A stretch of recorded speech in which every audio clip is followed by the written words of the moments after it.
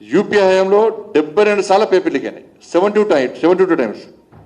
మరి ఆ రోజు మన్మోహన్ సింగ్ గారు రాజీనామా చేయాలి, ఆ రోజు విద్యాశాఖ మంత్రి రాజీనామా చేయాలి. ఇలా రాజస్థాన్లో అశోక్ గెహ్లోట్ సీఎం ఉన్నప్పుడు 18 సార్లు పేపర్ లీక్ అయింది, 18 టైమ్స్. 21 టైమ్స్ ఎగ్జామ్స్ పెడితే 18 టైమ్స్ పేపర్ లీక్ అయింది రాజస్థాన్లో కాంగ్రెస్ పార్టీ ప్రభుత్వంలో. మరి ఆ రోజు ప్రధానమంత్రి రాజీనామా చేయాలి, అశోక్ గెహ్లోట్ రాజీనామా చేయాలి.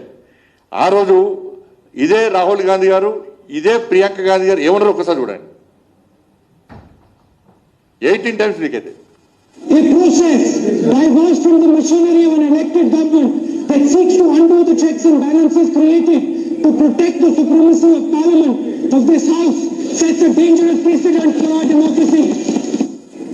आपको मालूम है पेपर लीक की बड़ी समस्या है।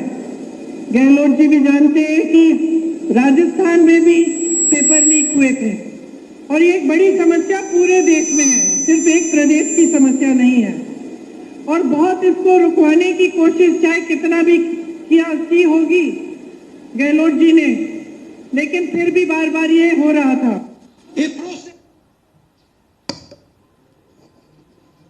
వాళ్ళ పంజాబ్లో వాళ్ళు చూడండి, వాళ్ళు కాంగ్రెస్ పార్టీ, వాళ్ళు చేస్తే సంసారం, ఇంకోటి చేస్తే వ్యభిచారం.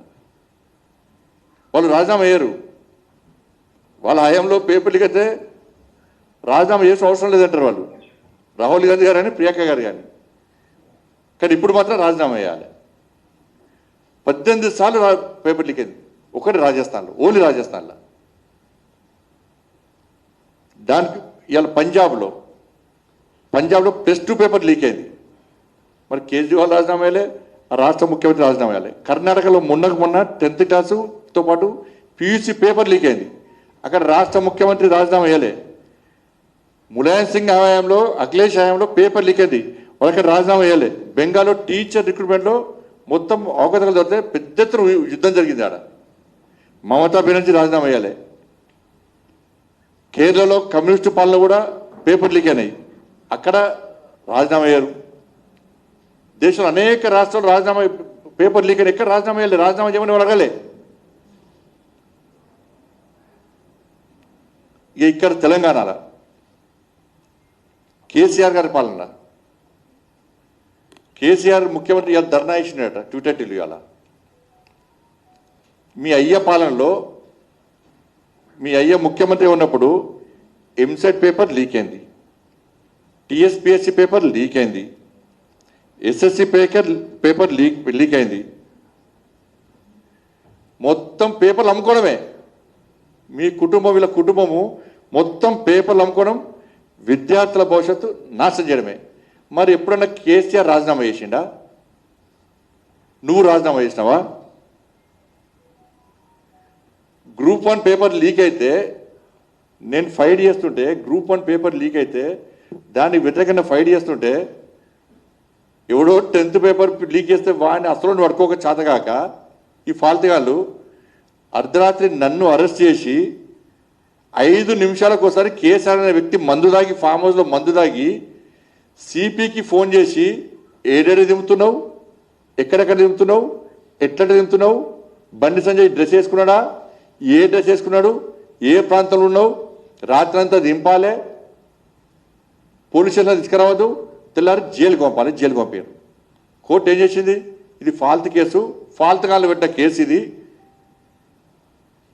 దీనికి ఏం ఆధారం లేవని చెప్పి కేసు కొట్టేసింది, ముట్టికాలేసి కేసు కొట్టేసింది.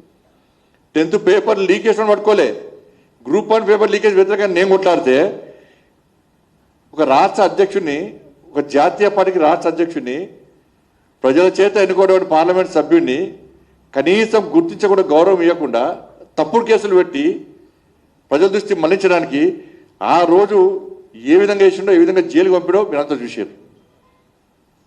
అట్లాంటి ఓడియాలు వచ్చి ధర్నా చౌక్లా, నువ్వు వచ్చేసిన ధర్నా చౌక్లో ఇందా ధర్నా చేస్తున్నావు. ఆ ఎన్టీఆర్ స్టేడియం ధర్నా చౌక్ చూసి నీ యాక్టివ్ చూసి నవ్వుతున్నాయి. వాళ్ళు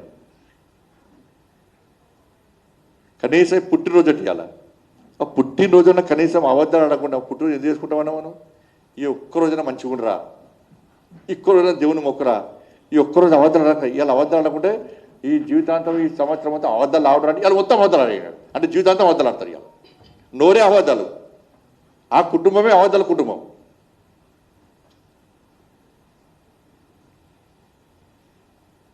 వాళ్ళ మూర్ఖుడా, మీ బినామీ సంస్థ వల్ల, గ్లోబరీనా సంస్థ వల్ల 27 మంది ఇంటర్మీడియట్ విద్యార్థులు 27 మంది ఇంటర్మీడియట్ విద్యార్థులు ఆత్మహత్య చేసుకున్నారు. ఇదే తెలంగాణలో. నేను చాలామంది విద్యార్థులు శివాల దగ్గర పోయాను. నేను ఏమన్నావు అప్పుడు? కంప్యూటర్ తప్పు చేస్తా నాకేంది అన్నావు. మరి ఇప్పుడు ఎవరిని న్యాయ చేసిండేడా? ఎవరు తెచ్చినీడా?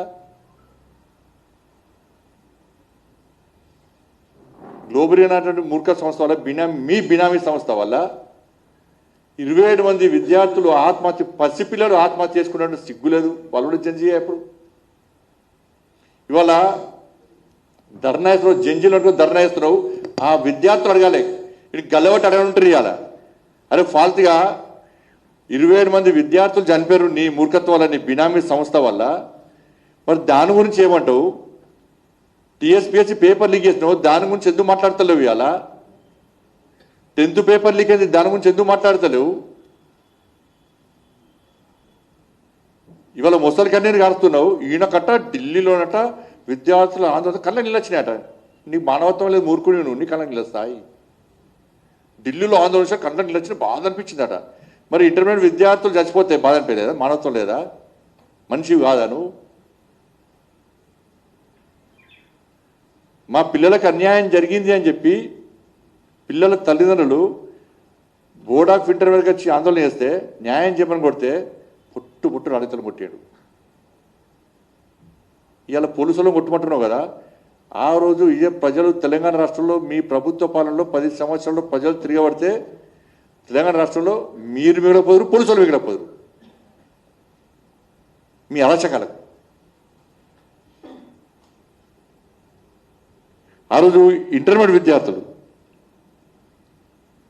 చనిపోతే వాళ్ళ తల్లిదండ్రులను కొట్టారు, పిల్లలను కొట్టారు. ఇవాళ జంజీ విద్యార్థులు ఇవాళ ప్రశ్నించాలి ఇవాళ కేటీఆర్ను. ఆ రోజు లీకేజ్ చేసినప్పుడు కారణం ఎవరు? నువ్వు కాదా? ఏం చర్య తీసుకున్నావు? మీ అయ్యందుకు రాజీనామా వేయాలి, నువ్వెందుకు రాజీనామా వేయాలి? ఎందుకు లాఠీ చార్జ్ చేసినావు? మా తలలు ఎందుకు అలగొట్టడం అని చెప్పి అడగాలి. ఒకసారి చూడరు రండి, గ్లోబరీనా సంస్థ అది ఇంటర్మీడియట్ విద్యార్థులది. వాళ్ళు చేసే తప్పుకు మా పిల్లలు బలైపోతున్నారు. దానికి సమాధానం లేకుంటే విద్యాశాఖ వాళ్ళు ఎవరు లేదు. నన్ను ఫస్ట్ ఇయర్ 81% వచ్చింది. సో నేను ఇప్పుడు సెకండ్ ఇయర్ కంప్లీట్ అయితే మిగతా అన్ని సబ్జెక్ట్స్ పర్లేదు, చాలా బాగా వచ్చాయి.